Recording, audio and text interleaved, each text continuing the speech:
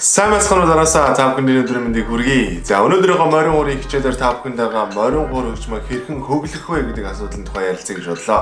За морин уур хөгжмийг тоглохоос өмнө заавал маш сайн хөгжсөн байх шаардлагатай. За тэгжиж өөрөө чинь тоглож байгаа хөгжим бол ерөнхийдөө айгүй зөв зөвтэй сонсогдох хэрэгтэй байдаг. За морин уур суралцж байгаа хүмүүс надаас айгүй асуудаг л та. Ер нь яаж хөглөх вэ? Яаж хөглөж сурах вэ те? Ерөнхийдөө хөглөх арга байна уу? Эсвэл ерөөсөө ингээл цаанаасаа сонсоод шууд хөглж чаддаг болд юм уу? Тэ суралцдаг юм уу? Яад юм бол гэх айгүй асуудаг л та надаас. За өнөөдөр миний зүгээс зөрөн өөр аргыг та бүхэнд санал болгох байна. Тэгээ та бүхэн гэртээ туршиж үзээд тэгээд морин хуураа хөглөөрэй гэж хэлэх байна. За нэгдүгээр арга бол та бүхэн ийм зориултын хөглөгч ашиглаж хөглж болно. За энэ бол хроматик хөглөгч гэж ярьдаг. Үүнийг бол ерөнхийдөө бүх хөгжим ашиглаж болдог. За энийг бол хөгжмийн дэлгүүрүүдээс хаараас ч бас авч болно. Хроматик хөглөгч гэдэг асуугаа сурахад бол энэ бол хаасаагүй байж байгаа. Ойролцоогоор нэг 3-аас $10 ч юм уу те. Ерөнхийдөө Монголд бол нэг 5,000-аас нэг хэтрэхгүй байх гэж бодож байна. За энэхүү хөглөгчийг бол доод маарныхаа яг гол хэсгээс болон хоёр хажуу талын сул зайтай хэсгээс хавчиж тогтоодог байгаа. За хөглөгч маань ногоон өнгийг та бүхэндээ харуулах юм бол за зөв өнгөн дээрээ хөглөгдлөө гэсэн үг ээ.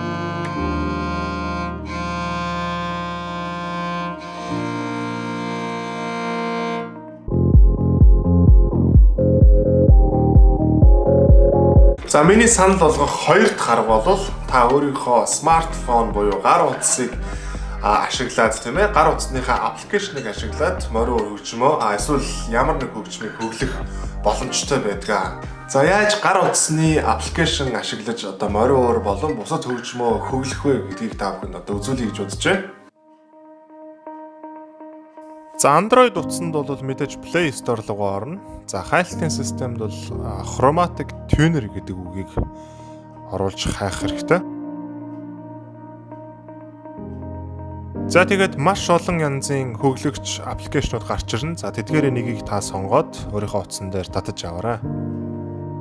За Apple-ийн хэрэглэгчдэд бол мэдээж App Store руу ороод за мөн хайлтын систем дээр Chromatic Tuner гэдэг үгийг бичиж оруулаад тэгээ гарч ирсэн аппликейшнуудаас нэгийг сонгоод өөр дээрээ татаж аваад хэрэглээрэй гэж хэлэх байна.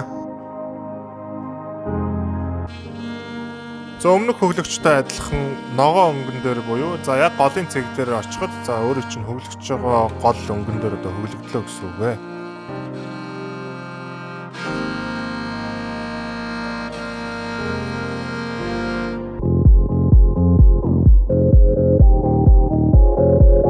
За миний санал болгох 3 дахь арга бол за төгөлдөр хуураас өөрийнхөө хөгөө авч хөглөх арга байдаг. За морин уурын хөг бол си бемоль болон фа гэсэн өнгөөр хөглөгддөг. Тэгэхээр төгөлдөр хуур дээр яг тэр хоёр өнгөө тоглоод тэгээд түүнээс эхэлж байгаа авигийн сонсоод яг морин уурынхаа утсыг яг адилхан болгож хөглөнө гэсэн үг. За ерөнхийдөө анх суралцж байгаа хүмүүст бол энэ арга маш хүндрэлтэй байдаг. Гэхдээ яваандаа багаар ингээд чихэндээ дасал болгоод бас төгөлдөр уураас өнгөө аваад өөрөө хөглж өөрийнхөө сонсголоор хөглж сурах бол маш чухал байдаг юм аа. За миний санал болгох 4 дахь арга бол надад ямар ч хөгжим хэрэггүй, ямар ч хөглөгч хэрэггүй. Би өөрөө хөглөгч, миний чих бол хөглөгч юм аа. Ийм системээр бол хөглөдөг. Тэгэхээр ерөнхийдөө өөрийнхөө мэдрэмжээр тийм ээ. Ерөнхийдөө 100% өөрийнхөө мэдрэмжээр дотроо төгөлдөр уурын си бемоль болон фа өнгө тэр октавын те бага октавын си бемоль болон фа ямар шууд дуурдаг вэ гэдгийг дотроо төсөөлөөд яг тэр хоёр игшиглэх авиаг ерөнхийдөө шууд хөглөнө гэсэн үг л дээ. Тэгэхээр хаач явсан хөдөөч бай, гадаач бай ерөөсөө яг л төгөлдөр уурын тэр хоёр өнгөтэй яг адилхан хөглж сурах тийм л асуудал байна л да. Тэгээ үүнийг бол ерөнхийдөө өөрийнхөө ой тогтоолтонд маш олон жил сонсож, дадал болгож, ингэжж бүр ерөнхийдөө рефлекс шиг ингэж тогтож өгдөг. Тэгэхээр чигч нь өөрөө камертон шиг ажиллаж байна гэсэн үг л дээ. Автомат тийм ээ.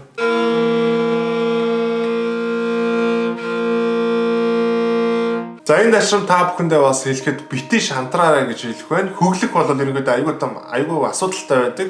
Маш удаан хугацааны орлого туршлагаас ерөнхийдөө хөгжилж сурдаг. Тэгэхээр та бүхэн оролдохоо битгий зогсоогоорой. Байнгын орлоготой, байнгын одоо туршилтаа хийсээр л байгаарай гэж хэлэх байна. Хизээ нэгэн цагт энэ бол бүтэх болно, боломжтой. Таны чихэнд суух болно. Энэ бол 100% та бүхэн итгээрэй гэж хэлэх байна. За ингээд дараагийн хичээлээр бүгдээрээ уулзцгаая. Тэр баяртай.